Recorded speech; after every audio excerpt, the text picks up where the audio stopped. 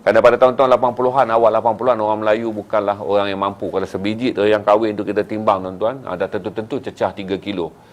Berarti sebiji derayan 3 kilo dengan harga RM10 tuan-tuan akan menyebabkan tuan-tuan akan dianggap Yahudi. Seperti mana kita jual barang-barang Levi's yang tuan-tuan tak tahu ekor kepala, kita jual RM1,000, tuan-tuan kata harga Tel Aviv. Dulu zaman saya pun tuan-tuan meniaga derayan ni, cuma orang dulu je mulut tak jahat, tak berani lah dia kata harga Tel Aviv. Dia kata kau nak kerat leher, isyarat kerat leher. Dia ada banyak ragam yang saya tadi cuba mengingatkan kembali. Tuan-tuan pernah nampak orang bila dia datang ke pasar malam, dia tengok kita berniaga, dia akan tangan macam tu. Kau jual buah apa ni? Padahal dia nampak dah tuan-tuan, yang kita jual manggis, yang kita jual buah limau, kita jual buah apa-apa pun, dia datang, dia tanya, kau jual buah apa ni? Buah yang manis tak? Ini posisi yang kita panggil sebagai gari tangan. Kita akan kata, amboi dalam hati lah, amboi pakcik ni nak beli barang gari tangan. Gari tangan ni boleh cerita lagi tuan-tuan. Kalau dia datang, tengok barang kita berniaga kan. Ikan kau jual berapa ni? Kau timbang kilo ke kau bagi harga besen? Harga besen ni maksudnya ikan lungguk. Dia begini. Kita panggil aksi ini, kita panggil gari tangan. Dan dia adalah sebahagian daripada aksi tanda kesombongan.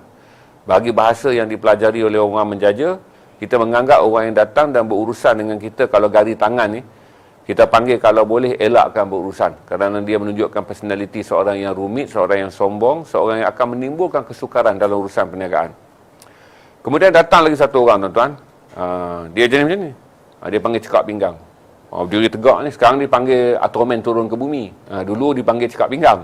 Sekarang saya dengar generasi 2000-an menyebut posisi Atroman turun ke bumi. Zaman saya cekak pinggang. Dia berdiri macam ni. Dia dah tengok buah kita ni. Lebih sedih tuan-tuan kalau kita jual buah yang dia kata, kau jual buah ni manis tak? Kau jual buah ni elok ke tidak? Zaman saya tu dipanggil, ni pendekar cekak pinggang turun datang tanya. Kalau sekarang ni dia tanya Atroman turun ke bumi. Atroman turun ke bumi. Saya baru dengar je generasi-generasi berniaga baru kata, bang, itu dah kita tak panggil cekak pinggang dah bang. Zaman saya dulu, maksudnya zaman mereka berniaga tahun 2000-an dipanggil aksi Atroman turun ke bumi. Ada lagi satu passion orang datang beli barang tuan-tuan. Begini. Cakap pinggang, dia tak cakap apa-apa pun. Dia menanti kita bercakap. Kita, last kali dia datang tempat kita berniaga ni. Tapi kerana kita orang berniaga tuan-tuan, kita bagi salam ke dia. Assalamualaikum. Dia punya jawab pun tuan-tuan. Orang cakap, orang peluk tubuh ni. Dia ada. Tadi saya bagi tahu. Ini dia panggil datang dengan tangan bergari. Aksi tangan bergari. Ini saya bagi tahu aksi cekak pinggang ataupun Atroman turun ke bumi. Dia ada lagi satu aksi. Dia kalau peluk tubuh orang malas ni dikaitkan dengan duduk bertenggong. Dia peluk tubuh orang belagak. Dia peluk tubuh, dia kangkang kaki sikit, badan dia sengit sikit. Dia akan tanya dengan kita. Dia akan tanya, yang tadi saya kata cakap pinggang ni kau jual buah apa ni? Padahal dia tahu semua buah, dia tak buta. Kalau orang buta tak akan datang dengan aksi Atroman turun ke bumi. Dia akan datang dan cakap pinggang ni, buah kau ni manis ke tidak? Kan, ni aksi, dia panggil 3 aksi yang akan menunjukkan bahasa tubuh. Orang yang kalau bolehlah dia jadi kita punya pelanggan, kita berniaga akan mengelak daripada berurusan dengan dia. Saya daripada umur 14 tahun, saya berniaga dengan arwah Pak Ak Poliong. Kerana bos saya tu mempunyai arwah tokek saya yang baik hati ni, dia ni dilahirkan dengan kena serangan demam dan dia poliong. Tapi dia sangat bersemangat kerja. Dia selalu beritahu kat saya, kadang-kadang kalau saya duduk saya tak berniaga pasar malam lah, saya duduk di petak buah dia kan. Sebab saya kalau turun pasar malam dia tak ada. Di petak buah dia tu saya menuntut ilmu. Dia ni kalau dia peram buah, sambil dia keluarkan buah peram ni, dia akan letak atas meja. Dia letak atas meja. Kalau datang 3 jenis pembeli yang saya kata tadi ni, yang jenis datang satu adalah berdiri dengan tangan bergari, yang kedua dengan cekak pinggang atau Atroman turun ke bumi, yang ketiga dipanggil peluk tubuh sengit sebelah. Dia akan turun peram buah dan dia anggap pembeli tu tak wujud. Dia akan anggap pembeli tu, dia selalu buat je kerja dia. Hinggalah dia menanti perkataan yang silap. Arwah Pak Ak Poliong ni katanya orang Pekan Rabu, termasuk antara 10 malaikat hidup di Pekan Rabu ketika dia masih hidup. Dia meninggal pada hujung tahun 90-an. Dia akan peram buah dan dia tak akan teguh. Sebab apa tuan-tuan? Last kali orang yang sombong ni, bila dia tengok seminit 2 minit dia punya lagak tak jalan, dia tak tahu datang pada mana tuan-tuan. Dia masuk Pekan Rabu. Pekan Rabu ni semua tuan-tuan, lesen waras telah ditarik balik. Zaman-zaman 70-an, 80-an ni, maksudnya orang kalau dah berniaga di Pekan Rabu, dia punya lesen waras ditarik. Dia boleh menjadi tidak waras pada bila-bila masa. Jadi kalau datang orang yang belagak tak waras tuan-tuan, dia susah lah. Jadi tokek saya ni akan terus perang. Kalau lah orang tanya dengan dia, katalah musim derian saya berniaga ni. Satu dia ajar kat saya lah, Non, kalau orang main dengan 3 bahasa macam ni, teruskan buat kerja. Jangan berhenti dan layannya. Kita berniaga macam mana pun kita orang susah, tapi kita tak akan mengadap orang yang berniaga, orang yang biadab untuk berurus 1-2 benda. Ini saya tunjuk dulu body language. 3 jenis aksi tubuh yang menunjukkan orang ini suka dikendalikan kalau mereka menjadi pelanggan. Ini zaman penjajah lah tuan-tuan. Tapi kalau orang masuk showroom macam ni, dia tentulah banyak duit nak beli Ferrari. Kalau dia tegak begini, tentulah dia cari Bentley. Takkanlah dia turun tegak macam ni, dia cari Bentley. Kalau dia tangan dekat belakang ni, maksudnya dia datang ke showroom tapi dia nak beli kapal terbang. Betul kaya betul lah dia kalau datang macam ni, tengok kereta kita 1 juta, 2 juta yang tuan-tuan jual, tangan dia dekat belakang. Maksudnya dia tersalah tempat, dia nak beli Boeing. Tapi dia telah masuk ke tempat Bentley.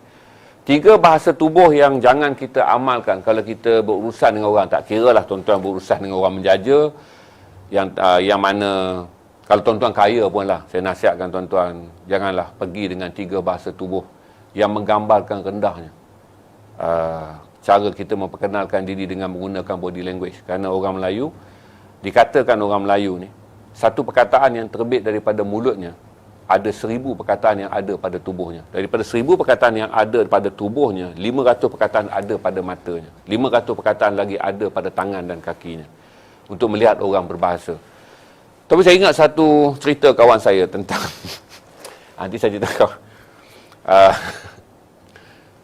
Dulu deriang kahwin ni tuan-tuan, dia memanglah bila kita buka kan deriang kahwin. Ini jangan cerita deriang sekarang tau. Deriang kahwin adalah derian pertama yang dikeluarkan di Thailand, mencantumkan derian perkebunan moden dengan derian tradisional. Jadi kulit dia selalunya besar, keras. Bila buka, oleh kerana kulitnya besar dan keras dan tebal, bila kita buka, isinya juga besar, keras dan tebal. Isi dia tejal. Jadi dia sekata lah, kerana kulitnya besar, keras dan tebal, isinya juga besar, keras dan tebal. Dan akan timbul perdebatan. Kerana ini buah yang termahal, buah deriang kahwin ni. Kalau datang kepala musim, dia akan jatuh RM3 sekilo. Tak boleh buat apa dah, sebab Thailand hantar dekat kita RM2, RM2.20 sekilo. Thailand timbang sekali dengan bakul. Dia turun sekali dengan raga tuan-tuan. Bakul tu bukan dia adjust kalau lah timbang tu macam tu. Dia letak straight. Maksudnya bakul turun, bakul tu sekali ditimbang. Bila sampai orang nak berniaga tuan-tuan, dia tunjuk-tunjuk buah tu, dia kopek, dia timbang-timbang, buah tu jatuhlah nasib tak baik. Kan orang biasanya nak pilih buah yang besar. Bila dia pilih buah yang besar, kena buah tu 3,5 kilo. Orang ni pun sebutlah RM12. Bila sebut RM12, dia kata mahalnya, dia kata. Isi tak banyak mana, kulitnya yang banyak. Maka tu, orang-orang yang berniaga ni akan menjawab. Memanglah mahal. Habis kulit nak buat apa kalau mahal? Dia kata kulit orang buat gulai. Biji orang rebus makan. Berarti bahasa dah tak sedap lah. Orang yang membeli pun keluar bahasa kesat. Maka orang yang menjual mengeluarkan bahasa pantun halusnya. Berarti kalau macam saya budak, saya kata, sedap pakcik. Kulit ni buang duri boleh buat gulai lemak. Biji kalau rebus begini. Berarti derian tu boleh dimakan semua. Kalaulah dia belanjakan RM12 dengan nak makan isi saja, dia petikaikan kulitnya berat tu. Berarti kita akan menjawab dengan nada yang halus tapi sinis. Bahawa, pakcik, kulit dia ni buang duri boleh buat gulai. Biji dia kalau rebus macam ni. Tapi ada yang lebih dahsyat lagi. Tak apalah, tahun depan datang. Tahun depan dia orang akan bawa buah derian tak ada biji. Buah derian tak ada kulit. Itu jawapan yang lebih sinis. Sebab dia kata, Allah, dia kata siam ni dia hantar buah tahun ni ada kulit. Mai tahun depan lah. Tahun depan siam buat main buah tak ada kulit. Kita timbang isi je. Ini menjadikan benda-benda yang saya belajar tentang apa yang dipanggil sebagai cynical situation ataupun bahasa orang meniaga dengan pelanggan. Satu masa tuan-tuan, bos saya ni kerana dia malaikat hidup, dia jarang ada rekod cynical. Jadi pada tahun tu, waktu mangga cukanan ni belum ada. Cukanan adalah mangga yang hanya popular tahun 2000-an. Tapi pada tahun 70-an, ketika harum manis, pelam sala belum ada, kita hanya jual 2 jenis pelam je. Iaitu satu dipanggil pelam siam, satu dipanggil pelang tongdam. Siapa yang pernah dengar pelang tongdam angkat tangan? Pasal inilah 2 pelam yang ada. Tuan-tuan jangan cerita orang kaya-kaya makan pelam Maharani, orang kaya-kaya makan pelam tu, jangan cerita. Yang ada dalam dunia yang saya pernah tengok dalam Pekan Rabu hanyalah 2 jenis pelam. Kalau pasar pagi lain, peram telur, pelam apple tu jual dekat pasar pagi sebab nak dibuat jeruk, nak dibuat kerabu apa semua ni. Kita cerita buah yang diperniagakan di kawasan buah. Jadi datanglah 2 jenis pelam. Satunya adalah dipanggil pelam siam dan satu lagi dipanggil pelam tondam. Pelam tondam tak boleh bawa cerita, tuan-tuan. Kopek saja isinya oren seperti emas. Isi dia oren seperti emas. Dia dianggap sebagai pelam kayangan. Manakala pelam siam ni pelam biasa lah. Sebelum saudara dapat pelam cukanan tu, yang di mana benihnya dibenihkan di Thailand dalam kontemporari. Tapi pelam yang dulu adalah pelam siam. Jadi orang ni, tuan-tuan, kita tahu dia nak membeli ataupun tidak. Jadi cara dia, tuan-tuan, kita akan kopek lah bahagian atas ni. Buah pelam ni kan, kita akan kopek bahagian atas. Sebab pelam dah masak, kita akan kopek bahagian atas. Jadi, tuan-tuan, kita nak, dah sampai satu level perangainya. Kalau dah dengan tadi dia berdiri tangan bergari ataupun Ultraman turun ke bumi, ataupun dia berpeluk tubuh sengit sebelah badan tu. Jadi, kita akan ada cara. Kalau kita ikhlas, kita akan turunkan mata pisau di bahagian depan ni. Kita turun mata pisau di bahagian depan, potong, kita tolak. Jadi dia dapat buah kepala yang hampir isinya dekat tangkai. Dia ambil manis. Sebab kita nak tutup deal. Berarti kita potong, kita suruh pakcik rasa. Kita ambil bahagian kepala. Confirm buahnya akan manis jauh lebih tinggi daripada kalau kita tak mak deal tu jadi. Berarti kita tahu dah orang ni tak akan beli. Dan kalau beli kejap lagi dekat timbang, kita akan bergeser, kita akan bergaduh apa semua, maka kita akan potong bahagian hujung. Di bahagian hujung buah tu. Yang isinya 30 ataupun 40% kurang manis berbanding isi di bahagian kepala. Jadi kita bagilah. Bila bagi, saya budak kan. Jadi Pak Ang saya ni dah lah dia kaki dia pun tak berapa. Dia orang kena demam polio kan. Dia tak berapa cergas kan. Dia potong bahagian depan. Maka disound lah oleh orang-orang 3 kategori ni. Yang saya kata tangan bergari, Ultraman turun ke bumi dan juga peluk tubuh sengit sebelah ni. Tak manis pun buah ni. Bos saya ni, tuan-tuan, arwah ni, tuan-tuan, sambil mengangkat pelam. Dia tak mau tengok muka orang-orang yang dia menyampah ni. Dia dah bagi rasa, dia tak mau tengok. Dia bagi tahu kalau nak manis tabuk gula lah. Dia kata beli gula sekilo tabuk. Jadi sama ada orang tu kemudiannya akan mengeluarkan istilah. Ini dia panggil istilah selepas berbalah bagaimana berdamai. Kadang-kadang kita dah bagi buah keras tu. Saya punya pak ni dah bagi buah keras. Kita kalau nak makan manis, kita bubuh gula kat atas sekilo. Dia kata, manisnya buah tu.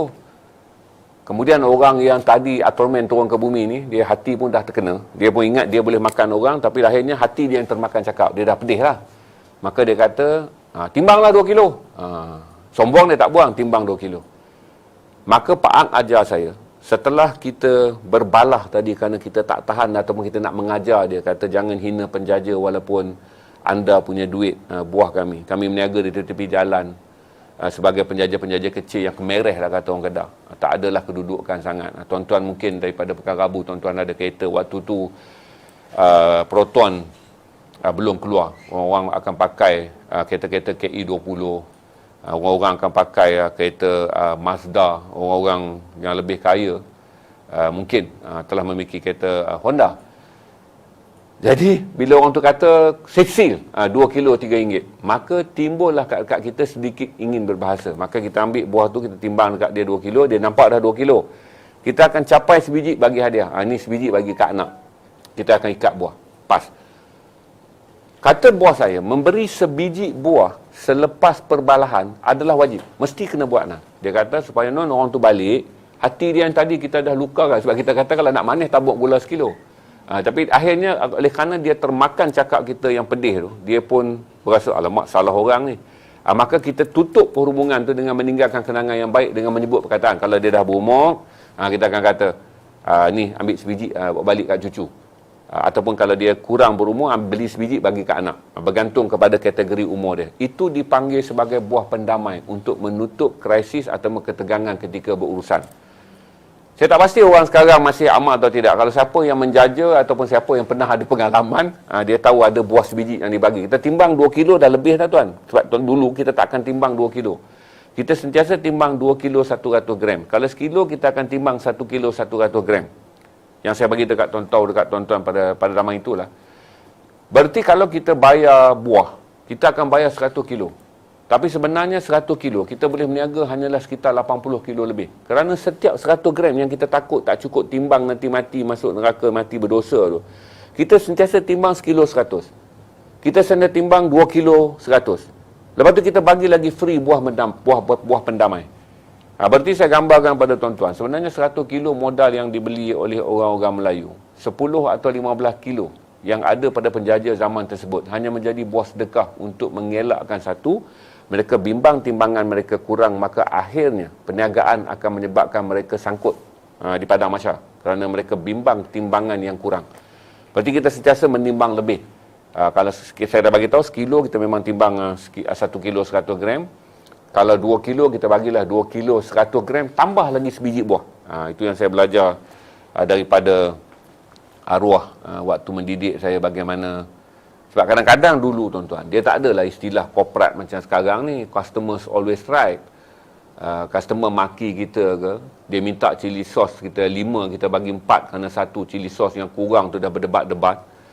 Kita dengar peristiwa budak-budak yang menjadi e-hailing, salah alamat kena maki, lambat hantar barang kena maki. Saya fikir itu lebih tragik lah untuk budak-budak gig ekonomi yang saya sangat respect pada adik-adik yang buat gig ekonomi.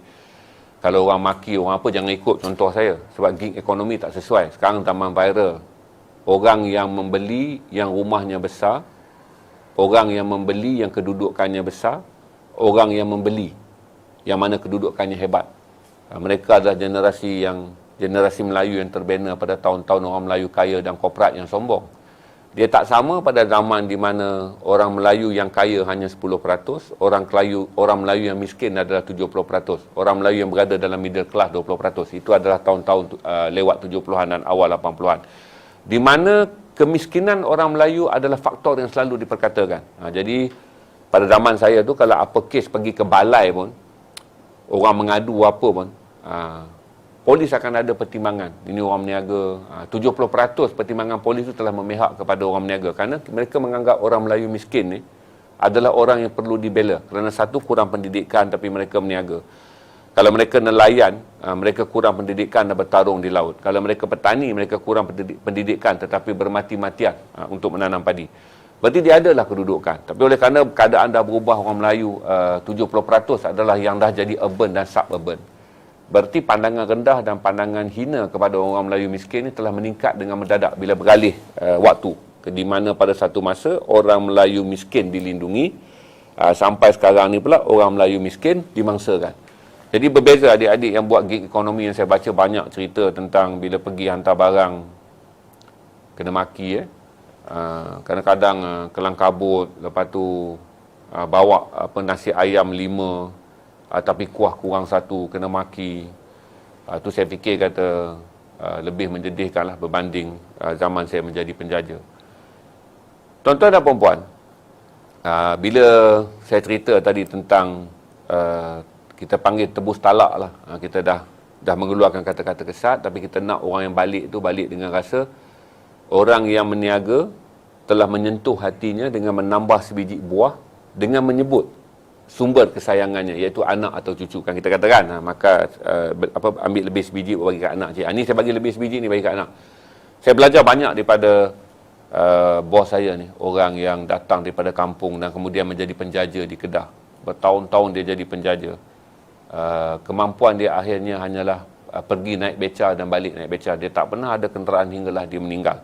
Hasil dia meniaga di Pekan Rabu selama 30 tahun, dapatlah dibuat sebuah rumah buruk di hujung kampung Jalan Lumpur, berhampiran dengan kampung sungai.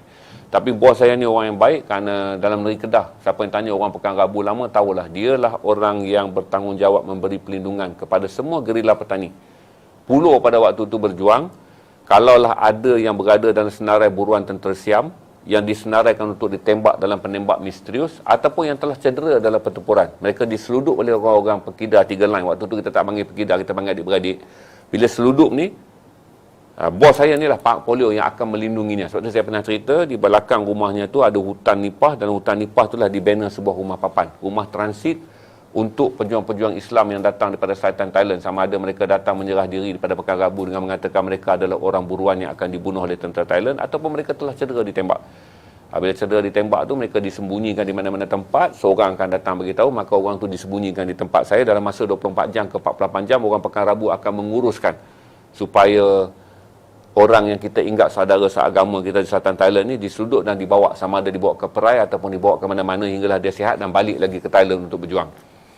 Jadi oleh kerana Pak Poliong ni dia punya rekod dan dia punya mentaliti dan dia punya hati, kita dah boleh tahu standardnya sangat tinggi kerana dia berkolaborasi dan juga mempunyai perasaan, dan dia menjadi orang harapan apabila setiap kali selatan Thailand punya pejuang datang ke Pekan Rabu meminta pertolongan, kerana Pekan Rabu adalah center of the Malay Heart yang kita sebut sebagai pusat hati Melayu di Kedah. Maka kemudian disembunyikan di kampung saya yang jaraknya sekitar 3 atau 4 kilometer daripada Pekan Rabu, tapi ada hutan nipah yang tebal menghampiri Sungai Kedah, yang mana sebelah sini adalah kampung kami Jalan Lumpur, di sebelah sana adalah kampung market. Jadi tuan-tuan, itu satu antara cerita tentang 3 jenis orang. Yang pertama dipanggil apa tuan-tuan, jangan buat kalau tuan-tuan berurus dengan penjaga kecil adalah datang dengan tangan bergari. Ni pakar parking ni satu. Yang kedua dipanggil cekak pinggang atau Ultraman turun ke bumi. Dan yang ketiga, jangan buat aksi peluk tubuh sengit sebelah. Dia peluk tubuh ni macam kau ni tak penting sangat, tengok dia sengitkan badan, tanda Allah kecilnya kau ni, entahlah siapa kau yang meniaga ni. Jangan bawa, kerana 3 bahasa tubuh tu bagi kalangan orang-orang miskin dianggap sebagai keangkuhan orang-orang yang mempunyai wang apabila mereka nak berurusan dengan kita. Dan satu lagi saya bagi tahu dekat tuan-tuan. Dulu bila saya keluar bawa buah, 1 lori ni, kita keluar 1 lori buah. Katalah saya keluarkan 4 bakul langsat, 4 bakul rambutan dan juga 12 bakul limau. Limau ni tak ada masalah kita jual, sebab kita jual limau ni 10 sama ada kita jual limau ni 10 RM6 ataupun kita jual limau ni 6 RM3, itu bergantung. Tapi akan timbul satu di mana kita kena belajar nilai adalah tentang bagaimana kita meniagakan rambutan dan kita meniagakan langsat. Rambutan saya cerita dulu pada tuan-tuan. Dulu rambutan ni bila masuk hari pertama kita tak ada masalah. Hari pertama kita jual sekilo RM2, 2 kilo RM3.5, ataupun kita jual 1 kilo RM2, 2 kilo tetap RM4, kerana buah kita bulat dan segar pada hari pertama. Sebab bila saya isi buah dalam lori 1 tan tu, berarti saya akan keluar 3 hari 2 malam 4 hari 3 malam tanpa balik. Sama ada saya keluar daripada Pekan Rabu, pasar malam pertama tu saya pergilah pasar malam Tandop tu, atau pasar malam Simpang 4, atau pasar malam Kuala Kedah. Bila keluar saya akan terus pergi ke Pekan Nat. Kalau saya ambil Pekan Nat Tikan Batu, berarti malamnya adalah pasar malam Sungai Layar. Kalau saya ambil pasar malam Sungai pasar malam Kelang Gula, kalau saya ambil pasar malam Jitra, paginya saya akan pergi pasar pagi Kelang Gula. Berarti pasar pagi kita ronda dengan harapan 4 hari 3 malam habislah buah dalam 1 lori tu. 8 bakul langsat pada waktu tu tuan-tuan, dengan 4 bakul langsat dengan 4 bakul rambutan dan juga 8 peti limau ni. Tokek saya nama Pak Poliong ni, dia akan kata ni hang bawa balik 100.5. Berarti saya mesti membawa pulang wang tunai RM150. Walaupun hasil jualan boleh mencapai 200, tolak duit minyak, tolak duit kita makan hari-hari tuan-tuan, bersih pada dia 100.5. Berarti saya kena pandai menguruskan setiap bakul buah, setiap apa semua ni mesti mencapai 150. Kerana kalau tak capai 150, bos saya kerugian. Tapi alhamdulillah lah tuan-tuan, dia selalu meletakkan par yang rendah, sebab dia satu orang yang dalam hidup dia bukan nak jadi kaya kerana dia jadi penjaja, kerana nak menyediakan kerja pada budak kampung, boleh isteri makan minum, bela anak dia apa semua tu. Tapi selalunya kita dapatlah jualan 230, tolak kos kita RM50, kita boleh balik RM180. Kerana kita pakai lori 1 tan diesel dan minyak diesel sangat murah pada waktu tu. Dan datanglah satu masa di mana buah rambutan akan berubah dia punya kualiti dalam tempoh setiap 24 jam. Satu rambutan dia datang cantik, kita boleh jual laju. Sekilo RM2, 2 kilo RM4, 3 kilo baru kita bagi RM5. Berarti you beli pada premium size yang banyak, barulah harga dimurahkan. Hari kedua tuan-tuan, dia mulai sedikit hitam. Dan dia punya rambut dah tak mula cantik. Sebab kita dah tabur kan, dulu kita meniaga, kita pasang kaki besi yang macam tu je. Kaki besi yang macam tu, kita letak papan plywood. Kerana buah tu jatuh di atas papan plywood yang hanya dilapik dengan plastik. Dan kemudian kalau tak habis, kita ambil lagi buah tu, masuk dalam raga, kita bubuh lagi dalam lori. Kerana tak terjaga dalam suhu. Bulu buah rambutan yang merah dan bulunya hijau tuan-tuan, dia akan mudah rosak menjadi hitam. Tapi yang selalu menjadi hitam adalah bakul awal. Bila kita dah turun bakul awal, sebakul pertama, 2 bakul pertama tak cantik, maka kita turun ke bakul yang ketiga. Bila kita turun bakul ketiga, kita kena buat kelas. Kita turunkan bakul ketiga, buah cantik kan, kita kena pilih daripada bakul yang tak habis yang kita jual tu, kita pilih. Yang mana teruk betul kita akan letak di belakang. Letak di belakang sebagai buah yang akan dibagi percuma. Untuk buat tarikan tuan-tuan, kita terpaksa insurankan buah belakang. Jadi kita jual buah depan lah. 2 kilo RM3, 2 kilo RM3. Kerana buah yang cantik masih lagi kekal dengan harga sekilo RM2. Buah yang telah pun dua kali itu turun pasar malam dan pasar pagi, dia dah hitam, dia akan campur dengan buah tu jadi 2 kilo RM3. Buah yang teruk ni tuan-tuan, kita akan cekak bagi free je. Timbang 2 kilo, kita akan ambil buah hitam tu bagi free. Tapi tuan-tuan, tiap-tiap kali berniaga, untuk memastikan kita telus, kita kena tunjuk dulu buah free. Pakcik, ni buah apa ni, buah kau jual? Kita cakap lah 2 kilo RM3, yang belakang ni saya bagi free. Kita kena kopek dulu buah free tu. Sebab isi rambutan tak pernah menjadi teruk. Yang teruk hanya warna kulit dia. Kerana buah rambutan ni bila kita kopek ni, isinya masih elok. Cuma kulit dia tak elok. Jadi kita promote dulu yang free tu. Yang ni saya bagi free, nanti pakcik. Ni isi yang elok, pakcik boleh rasa. Maka tuan-tuan kita timbang dan kita bagi free. Setiap kali kita bagi free tuan-tuan, yang buah yang kita tak sanggup jual kerana kita takut orang kita jual buah buruk tu, yang sebenarnya isinya dengan 1, 2 dan 3 adalah isi yang sama. Kerana dia kan buah yang sama. Datang daripada lori yang sama, cuma dia terjejas kualiti kerana dia dulu dilego. Kita lego dia dulu, raga yang lain kita belum turun. Jadi raga pertama dah kita lego, satu raga 80 kilo. Jadi itulah menjadikan buahnya terjejas. Kita bagi free. Jadi bila saya fikir-fikir, saya besar ni tuan-tuan. Kalaulah baki raga tu 20 kilo, dan kita turunkan raga baru 80 kilo, 20 kilo tu dah jadi buah free. Barulah saya faham tentang Allah, betapa ruginya buah saya waktu tu, kerana itulah teknik yang mereka ajar pada saya. Dan teknik tu saya tak tahu sama ada dikekalkan lagi sekarang. Kalau tuan-tuan yang pernah menjaja, tuan-tuan yang pernah pergi beli buah tepi jalan, masihkah ada tawaran tersebut? Kerana dulu kita bagi tahu daripada kita buang, lebih baik kita bagi free, sebab buahnya masih boleh dimakan, isinya cantik, cuma kulitnya tak elok untuk digambarkan sebagai buah yang dijual. Dan daripada kita jual dengan harga pula, kita takut dipertikaikan. Kenapa buah yang telah pun hitam macam ni masih dijual? Walaupun secara logiknya bila kita buka, isinya masih manis untuk dimakan. Jadi kita bagi free. Berarti setiap kali bakul kita turun 80 kg, 15 ke 20 kg tidak akan memulangkan kita walaupun 1 sen. Dan kita bergantung balik pada barang buah baru yang kita turunkan. Jadi setiap tu saya bagi nasihat kepada tuan-tuan, setiap kali kalau tuan-tuan pergi penjaja ni masih ada. Sama ada saudara pergi ke penjaja di pasar pagi, tak apa. Saudara pergi ke penjaja di pasar tani, saudara pergi penjaja di pasar malam. Tak kira lah mereka jaja buah seperti saya, ataupun tuan-tuan tengok orang jaja ikan, orang meniaga. Kadang-kadang saya selalu stream kan, tunjuk jalan tar tu orang meniaga ulam-ulaman. Saya beritahu pada saudara bahawa kehidupan penjaja tak mungkinlah jadi kaya. Mereka hanyalah bertarung hari-harian untuk terus hidup. Kerana penjaja tak sama macam usahawan yang saudara tengok portray diri mereka di Facebook dengan kereta kereta apa, Ferrari ke, kereta Bentley ke. Paling-paling pun sekarang orang cakap apa, yang baru ni Alphard ataupun Velfire. Dia tak sama kerana toke-toke pasar malam ni tuan-tuan, dia masih lagi memiliki van. Itulah van yang dia gunakan dalam kehidupan harian. Kalau hari cuti bawa dia anak dia pergi kenui kahwin pun van tu, hari cuti bawa anak dia pergi mandi dekat Pantai Merdeka, pergi mandi dekat mana pun dengan van tu, dan van tu lah yang dia cari makan. Kerana mereka penjaja, keupayaan mereka menghasilkan wang dengan dunia penjajaan adalah terbatas. Dan jangan lupa, data menunjukkan yang berdaftar 1.2 juta penjajah di seluruh negara, tapi anggaran mengatakan 1.4 atau 1.5 juta, kerana 200 ke 300 ribu tidak mendaftarkan diri sebagai penjajah, sama ada melalui persatuan ataupun melalui, saya tak fikirlah ada orang ada SSM. Masa zaman saya tu SSM belum ada. Jadi puak-puak yang selalu gari tangan, yang turun dengan tangan bergari, puak-puak Ultraman turun ke bumi, cekak pinggang ni, dan puak-puak yang selalu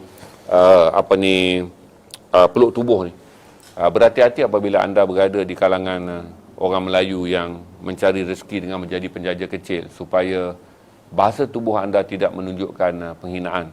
Dan saya bagi tahu juga pada saudara bahawa sefaham saya, orang-orang yang menjadi penjajah dulu dan kini, mereka adalah peniaga yang hidup dengan margin keuntungan yang sangat kecil, kerana produk yang mereka niagakan adalah produk berisiko tinggi untuk rugi. Kita ada berapa ratus orang yang cerita ni. Tak pernah yang cerita tentang 827 orang, Alhamdulillah. Ada yang komen-komen jawab kata ya ke tidak ke tak, semua diam je. Ya, tuan-tuan dah masuk web market dah, tuan-tuan beli buah pun online, Tuan-tuan dah pergi ke tempat beli buah yang sekilo RM25. Tuan-tuan dengar cerita saya, masih ada ke rambutan 2 kilo, sekilo RM2, 2 kilo RM3, ataupun rambutan sekilo RM2, 2 kilo RM4, 3 kilo RM5. Tapi tuan-tuan, saya meniaga bandar. Kalau tuan-tuan tengok saya naik barang, itulah. Saya tak kerti meniaga bandar daripada tradisi kawan-kawan saya meniaga bandar. Saya meniaga bandar dengan kira gundi sama macam kira raga buah. Saya meniaga bandar sama dengan pemikiran meniaga buah, kerana itulah yang saya belajar di Universiti Pekan Rabu. Sebab tu kalau tuan-tuan tengok saya naik bandar, tak terikut dek kawan saya jual bandar. Dan kalau saya pergi belajar dengan kawan-kawan saya yang jual bandar, saya pun tak boleh ikut cara mereka meniaga, kerana mentaliti saya adalah mentaliti penjaja. Saya tak boleh jadilah seorang yang bundle oriented butik yang jual dengan promosi produk elite dan eksklusif. Kerana saya datang daripada perniagaan pasar, perniagaan penjaja. Maka bila saya run pun, saya tengok perniagaan yang paling mudah adalah tengok gundinya, jumlah pakaiannya, turun barang kepalanya, barang ekornya, campur dan berapa boleh untung, kerana kita jual dalam bentuk volume. Dan saya kena ambil kira, kalau saya kerja 5 hari seminggu 10 kali live, 6 hari seminggu 12 kali live, ataupun saya terpaksa bekerja 7 hari seminggu 14 kali live. Kalau letih, kemungkinan saya bekerja 5 hari seminggu dengan 9 kali live. Ada hari-hari saya tertidur ataupun saya dah tak mampu nak bercakap, maka live ni akan berkurang. Tuan-tuan dan puan-puan, saya tak boleh baca komen. Apa orang komen? Ilham boleh baca komen tak? Apa yang betul? Apa yang betul, Ilham? Ilham pun tak pernah jumpa penjaja. Ilham membeli dengan menggunakan GrabFood. Dan dia beli buah-buahan di wet market yang glamour-glamour tu. Dia zaman dia iPhone Fuji dah, tuan-tuan. Ramai penjaja dalam ni cakap banyak jumpa orang itu. Ya, kita akan jumpa. Lepas tu saya beritahu secara body, Anwar nasihat saya, secara body language, berhati-hati kerana bahasa tubuh menunjukkan. Kadang-kadang kita beli RM30, tapi kesombongan kita RM3,000. Kadang-kadang kita beli barang RM15, kesombongan kita RM15,000. Dan apabila kita berlalu, kita tak akan dapat doa penjaja, tuan-tuan. Kalau tuan-tuan pergi dengan kesombongan, bila tuan-tuan bergerak meninggalkan tempat tersebut, tuan-tuan, tuan-tuan tak akan mendapat sebarang doa. Sebab tu saya kata, kalau kita jumpa penjaja, tuan-tuan beli, bertekak macam mana pun lah, tuan-tuan ada pilihan, iaitu jangan beli kalau tuan-tuan rasa tuan-tuan akan lebih menyakitkan hati orang meniaga daripada tuan-tuan menjadikan mereka beli RM10 barang RM8, bagi RM2. Tak apalah pakcik, keep the change. Orang meniaga akan kejar, tuan-tuan. Kalau tuan-tuan kata keep the change, dia kejar RM2. Dia tambahlah rambutan dua cekak, ataupun dia tambahlah kepada tuan-tuan buah apple. Saya bukanlah nak mengatakan bahawa semuanya penjaja betul. Tapi saya bagi tahu kata tak salah kita baiki akhlak kita sebagai orang yang nak membeli dengan menghormati orang yang nak menjual. Sebab tuan-tuan akan menghormati kalau tuan-tuan pergi jumpa orang Melayu yang kaya-kaya, walaupun tuan-tuan tak kaya kan. Tapi tuan-tuan boleh menghormati dia seolah-olah tuan-tuan sama kaya dengan dia. Tapi bila kita pergi jumpa penjaja kecil yang lebih miskin, kita tak boleh menghormati di mereka seperti mana kita sama miskin dengan mereka. Itu ilmu yang jarang ada pada kita, di mana kita boleh berjumpa dengan orang kaya dengan meletakkan diri kita seolah sama kaya dengan dia. Kan? Kita parking kereta jauh, tuan-tuan, perdana first version je. Enjin je angkat, tukar seketul. Kita masuk dengan harapan kot-kotlah boleh aim satu kereta. Maka kita jumpalah dengan orang yang berada. Automatik tuan-tuan ada polite, tuan-tuan ada manners, tuan-tuan boleh berasa macam tuan-tuan adalah seorang toke dari salah satu perniagaan yang lain datang berjumpa dengan seorang satu toke nak berniaga kereta. Tapi jaranglah kalau tuan-tuan toke kereta, toke yang kaya. Tuan-tuan turun ke pasar, tak kira pasar pagi, pasar malam, tuan-tuan jumpa peniaga kecil. Yang pertama tuan-tuan ingat adalah hormati orang yang tuan-tuan nak berurus niaga. Biasanya kita masuk pasar, kita ingat nak cari ikan elok, nak cari apa elok. Semua benda kita nak yang elok, tapi kita lupa. Sama ada kita masuk ke pasar dan berjumpa dengan penjaja kecil, kita membawa akhlak yang elok.